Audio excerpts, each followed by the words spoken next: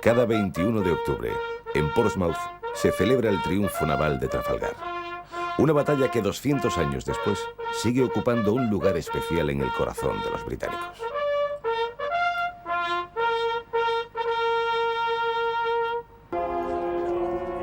La Marina Real Inglesa derrotó en Cádiz, al sur de España, a una poderosa escuadra franco-española.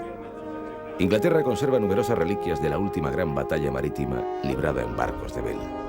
Un enfrentamiento encarnizado que confirmó a esta nación como la potencia naval más poderosa del mundo, la reina del mar, durante los siguientes 100 años.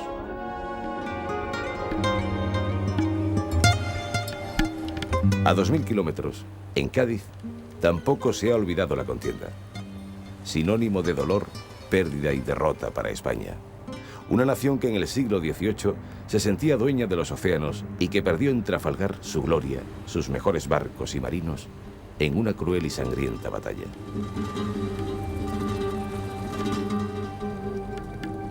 La batalla de Trafalgar tuvo lugar el 21 de octubre de 1805.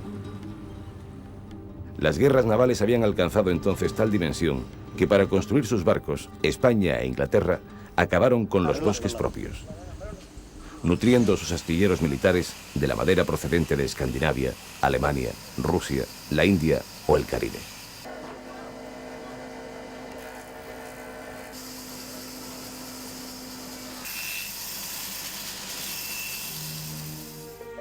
Aunque muchos de los buques españoles eran más grandes y resistentes que sus homólogos británicos, iban dotados de peor tripulación y armamento.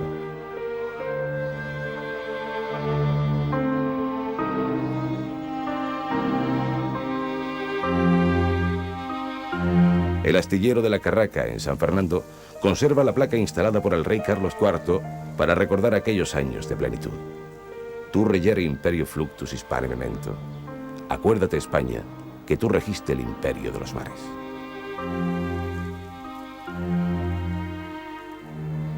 La construcción en madera de un barco de guerra de la época resultaba una empresa descomunal, comparable a la edificación de una catedral. Para un navío mediano, de 74 cañones, se necesitaban más de 3000 árboles crecidos.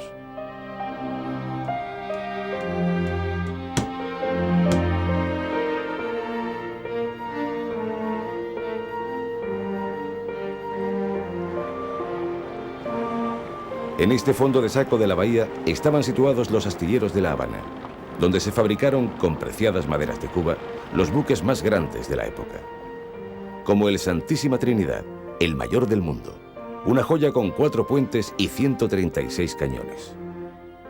Este alcázar flotante español, digno de la majestad de los mares, resultó herido de muerte en Trafalgar, y con él cayeron un sinfín de sueños.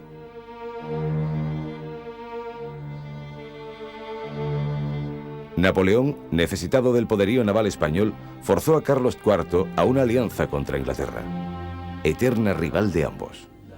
El rey español aceptó ir a la guerra en parte porque carecía del talento y de las energías necesarias para enfrentarse al emperador francés, y también indignado por los ataques británicos a buques españoles en tiempos de paz.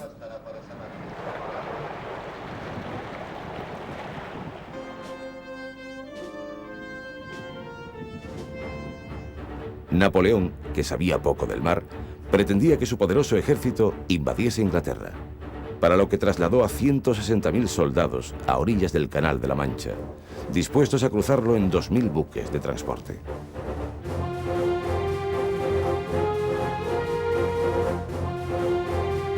Solo necesitaba una poderosa flota de guerra para alejar de allí a la flota británica que protegía las islas. El emperador diseñó sobre el papel un plan de difícil ejecución. Envió una escuadra franco-española a las Indias Occidentales para hostigar las colonias inglesas con el objetivo de que Gran Bretaña mandase tras ellos a la flota que protegía el canal. Pero de regreso al continente, los ingleses la descubrieron casualmente a la altura de Finisterre y atacaron a la escuadra combinada, haciéndola huir para refugiarse en Cádiz, a la espera de nuevas órdenes del emperador. La tragedia era inminente.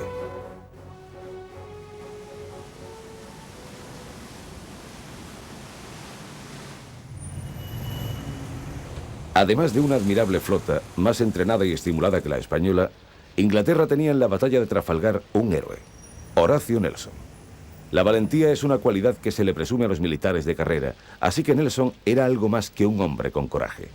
Nació para vivir en el mar y convirtió la guerra en su razón de ser.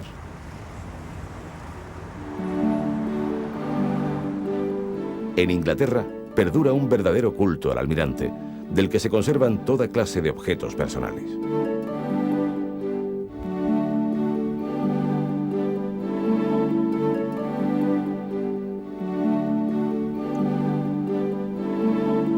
Nelson nació en Burgenthorpe, una pequeña y pacífica aldea del condado de Norfolk.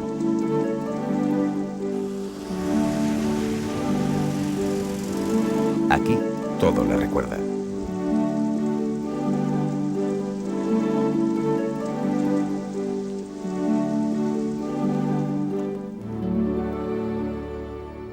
Era hijo del reverendo de esta iglesia, que conserva un atril y un crucifijo fabricado con maderas del Victory, su famoso barco.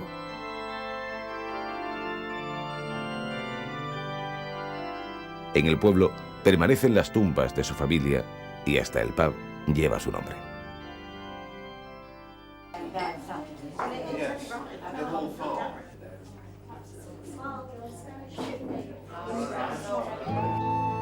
Siendo muy joven, se convirtió en un auténtico líder, querido y admirado por todos. Un héroe cinematográfico que atacaba siempre de frente, luchando en primera línea de batalla, codo a codo con sus hombres, a los que trataba como hermanos. Les daba bríos antes de la batalla y después les enviaba cartas para agradecerles el esfuerzo. Se salía del molde en el que se fabricaban los rígidos y altivos militares británicos. Su fervor religioso no le impidió enamorarse, estando casado, de la bellísima Emma Lyon, una vendedora de frutas que se codeó con la realeza gracias a su matrimonio con Lord William Hamilton. Una historia de amor que también acabó en la batalla de Trafalgar. Napoleón había puesto al mando de la flota hispano-francesa a Pierre-Charles Villeneuve, uno de los pocos oficiales que sobrevivió a la Revolución Francesa. Un buen marino, pero inseguro y pesimista. Pensaba que afrontaba una misión imposible, no congeniaba con los oficiales españoles y poco a poco fue transmitiendo el desánimo y el temor a sus subordinados. La historia atribuye a Villeneuve un alto grado de culpa en la derrota de Trafalgar. Al saberse relevado del mando por Rosely, actuó a la desesperada para lavar su imagen frente al emperador. Murió años después, pese a que en el fragor del combate y momentos antes de rendirse, se le oyó gritar: «Entre la carnicería que me rodea, no hay una bala destinada para mí».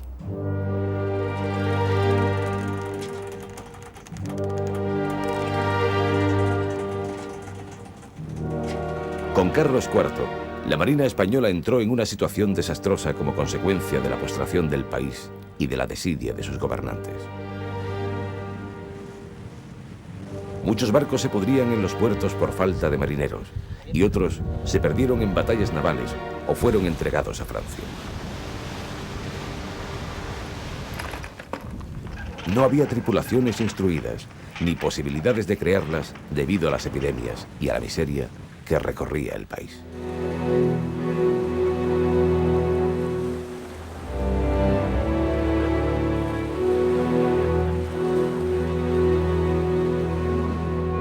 Aún así, entre tanta penuria, sobrevivía un nutrido grupo de oficiales españoles, valientes y expertos, que salvaron el honor de la Armada en la batalla de Trafalgar.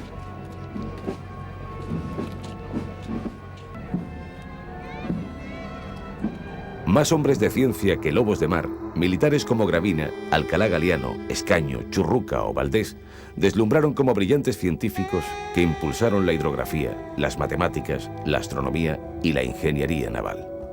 Hombres muy preparados y amantes de su profesión, olvidados hasta el punto de que a la mayoría se les debía un año de pagas.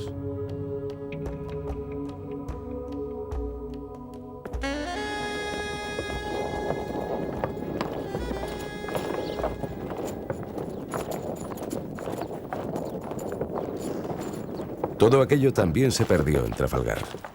El Imperio Español inició aquí un declive imparable que duró todo el siglo XIX.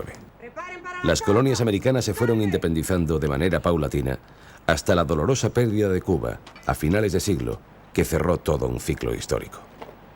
En las costas de Santiago aún pueden verse los restos de la escuadra española que sucumbió frente a la de los Estados Unidos en la famosa batalla que dio fin al Imperio Español. 30 años después, solo contaba con 3 navíos para asegurar las costas españolas y defender las colonias que empezaban ya a independizarse. El declive del poderío naval tocó fondo en la Guerra de Cuba, donde los mambises y la escuadra americana derrotaron al debilitado ejército español.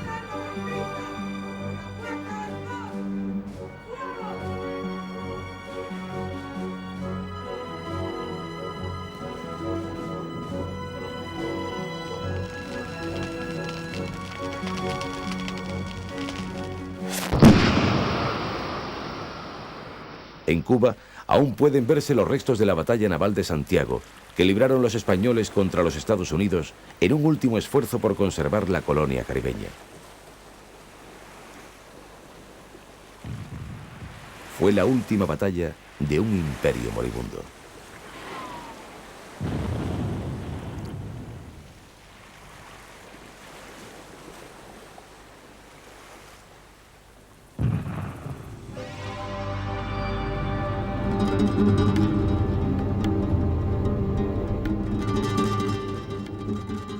Cádiz. En este puerto se refugió la escuadra franco-española, que arribó un caluroso 20 de agosto, cuando los termómetros superaban los 30 grados de temperatura.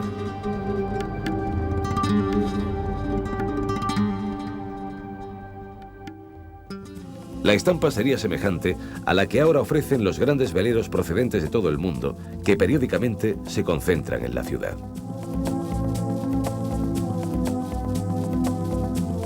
Habría que imaginar esta bahía donde se mecían 40 navíos y fragatas, un bosque de mástiles enfilando el cielo, el sol brillando sobre 3000 cañones. El bullicio y cansancio de miles de marineros sitiados por los ingleses.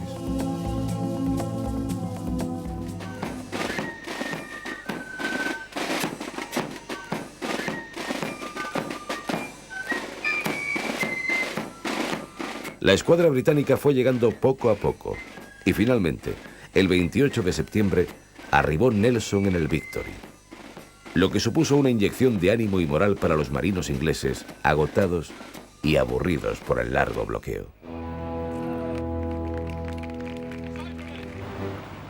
Nelson reunió frente a Cádiz una escuadra de 35 barcos, de ellos 26 buques de línea con 2.200 cañones. Una artillería menor sobre el papel, pero no en la práctica. Los ingleses empleaban minuto y medio en preparar y disparar una bala de cañón, mientras que franceses y españoles tardaban casi 5 minutos.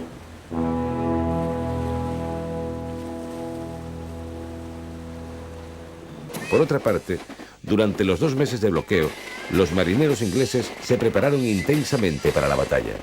Estaban entrenados y bien alimentados. Recibían cuanto necesitaban por mar, desde Gibraltar, Portugal y Marruecos. En Cádiz, sus adversarios pasaban hambre. La ciudad se recuperaba de una epidemia de fiebre amarilla que había matado a miles de personas en Andalucía y a gran parte del ganado. 17 días antes de la batalla, la situación de la escuadra era tan desesperada que Federico Gravina llamó a las puertas del ayuntamiento, donde le facilitaron 600.000 reales para cubrir las necesidades más urgentes de la flota. Era el presagio de una catástrofe.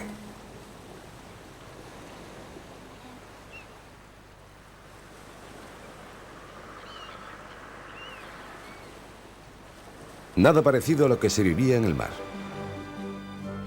Nelson se reunió con sus oficiales en su cabina, ricamente amueblada, y mientras cenaba les contó su plan, que él mismo bautizó como el Toque Nelson. Al ver su júbilo he experimentado una de las más agradables sensaciones de mi vida. Y cuando les expliqué mi plan, se produjo una verdadera conmoción. Algunos derramaron lágrimas y todos estuvieron de acuerdo en que se trataba de algo nuevo, singular y sencillo. Oficiales y marineros repetían que si los franceses permitían llegar hasta ellos, serían derrotados.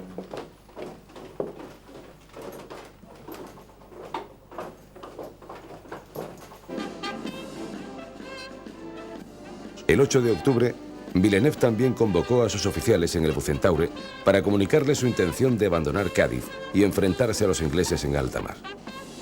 Entre los aliados, el consejo de guerra no resultó nada amistoso. Los españoles opinaban que no debía salir. Carecían de víveres, de munición y de gente entrenada, hasta el punto de que muchos marineros de leva, procedentes de pueblos del interior, nunca habían visto el mar. Los oficiales españoles querían atacar desde Cádiz a la escuadra inglesa, que sufriría además los embates de un temporal tan peligroso como una batalla. ¿No ven ustedes que el barómetro anuncia mal tiempo? ¿No ven ustedes cómo baja?, preguntó Gravina a los franceses. Lo que baja aquí es el valor, respondió Villeneuve. La frase levantó de su asiento al oficial español, que, llevado por su orgullo herido, exclamó: ¡A la mar mañana mismo!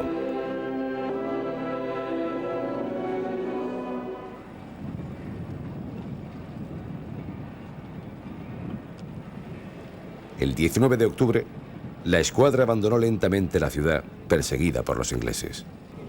Nadie conocía los objetivos de la salida. Ningún comandante recibió órdenes claras. No se pensaba en atacar.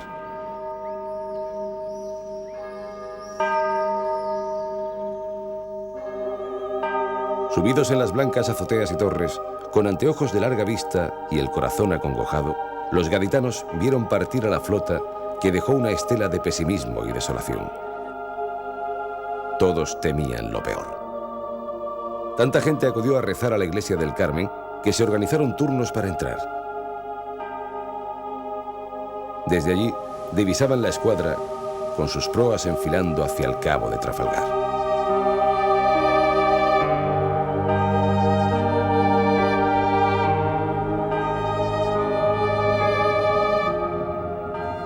A las 8:30 de la tarde del día 20 de octubre de 1805, Villeneuve ordena que la escuadra combinada se coloque en línea de batalla. Nelson indica a sus hombres mediante bandera su famoso mensaje: Inglaterra espera que cada hombre cumpla con su deber. Antes de la batalla, Nelson bajó a su cabina y allí escribió una oración que todavía se lee cada 21 de octubre a bordo del Victory. Pidió que después de la batalla, la humanidad fuera la principal característica de la flota británica. También pidió la victoria, y ambas peticiones fueron escuchadas. Al amanecer del día 21, las dos flotas se distinguen claramente. A las 6:15, desde el Victory, se transmite el mensaje para que la escuadra inglesa se divida en dos.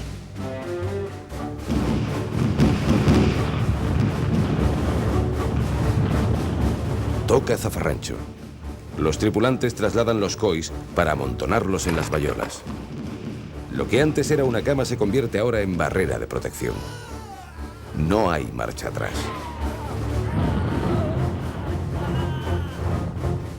Villeneuve conocía la maniobra de Nelson, que ya había sido ensayada por Rodney en el combate naval de Santos en 1782. Pero no hizo nada para evitar el acoso inglés.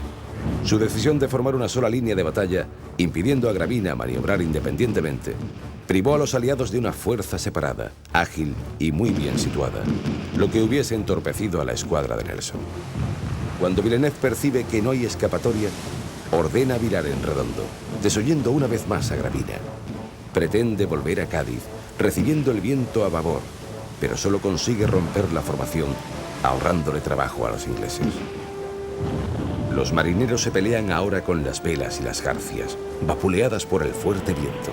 Cada buque español debe batirse con varios británicos. Ya todo es sangre, fuego y dolor. En el alcázar del Victory, Nelson dirige con maestría el ataque. Luce cosidas en la chaqueta todas sus condecoraciones que brillan como el oro. Un blanco perfecto. El disparo de un soldado del buque insignia francés se clava en su espina dorsal. Bendito sea Dios. He cumplido con mi deber. Nelson muere un cuarto de hora después de la victoria. España pierde también a la mayor parte de sus oficiales. Varones ilustres como este no debían estar expuestos a los azares de un combate, y sí conservarlos para los progresos de la ciencia de la navegación, dijeron los ingleses al conocer la muerte del brigadier Churruca. Algunos de estos héroes están enterrados en el Panteón de Marinos Ilustres de San Fernando. Pero la mayoría de los muertos quedaron a merced del mar. La batalla no fue lo peor. Al caer la tarde, una tormenta zarandeó con furia los barcos. Vencedores y vencidos tuvieron que luchar de nuevo, ahora contra el temporal. Los ingleses se afanaron en salvar el Santísima Trinidad, que terminó hundiéndose con su tripulación. La mayor parte de los barcos se desmoronaron frente a las costas gaditanas. Restos humanos, mástiles rotos, velas desgarradas y maderas destrozadas cubrieron la fina arena de las playas, donde los pescadores percibieron el humo acre de los cañones y la masacre.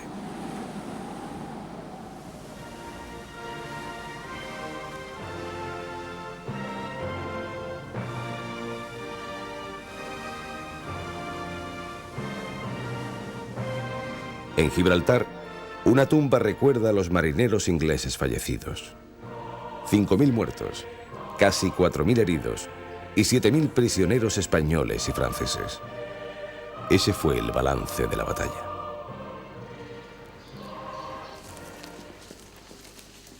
$200 años después, expertos en la batalla de Trafalgar, procedentes de Inglaterra, Francia y España, se reúnen en Cádiz para rendir un homenaje a las víctimas y reescribir juntos la historia. Esta batalla, fuente de inspiración de artistas y escritores, no tuvo gran influencia en la guerra franco-inglesa, que duró 10 años más. Napoleón Bonaparte restó importancia a la derrota. Cuentan que cuando le comunicaron el resultado, el emperador se encogió de hombros y dijo: «Yo no puedo estar en todas partes».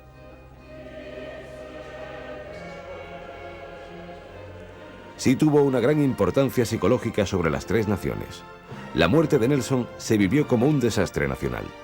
Su cadáver fue introducido en un bidón de brandy francés para transportarlo a Inglaterra. El dolor recorrió todo el país.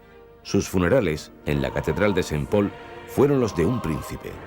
Allí estaban su mujer y su amante, que falleció al poco tiempo en la más absoluta de las miserias. Pero lo más importante de Trafalgar, lo que ha sobrevivido, es la solidaridad del pueblo de Cádiz, que cuidó a los heridos sin distinciones, y la humanidad que demostraron vencedores y vencidos.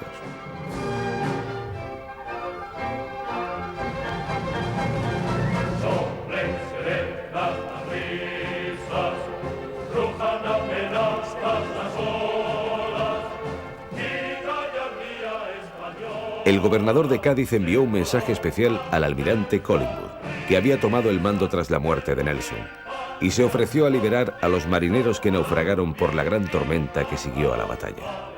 El propio Collingwood intercambió a los prisioneros españoles, especialmente a los heridos, para que pudieran cuidarlos adecuadamente aquí, en casa.